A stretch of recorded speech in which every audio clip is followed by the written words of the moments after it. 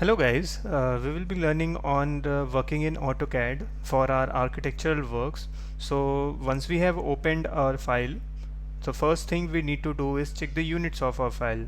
Since we either work in the imperial system or the metric system, we have to keep our units according to that. So for checking off the units, type U and enter. And as you can see on the top, here length is provided and the type is given.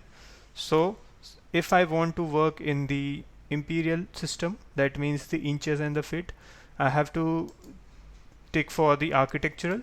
And if I need to work on the millimeter or the metric system, I have to keep it in decimal, right?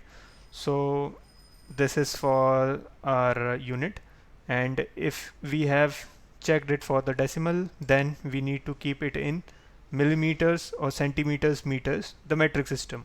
If in case I have kept it in the architectural system, I need to keep it in inches, right? So for my project, I want to keep it in imperial system, so I have kept the type in architectural.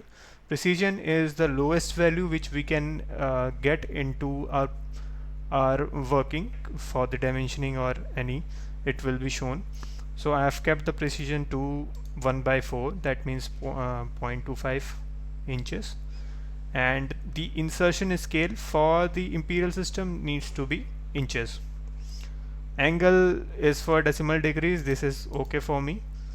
Other than decimal places, we can keep it in degrees, minute, as per minute and seconds, gradient, radians, surveyor's unit, but mostly the decimal degrees is only used, so I'll keep it in this manner only. Precision is 0, and the lighting is not required for now. I'll click on OK. Now I have kept my imperial system unit.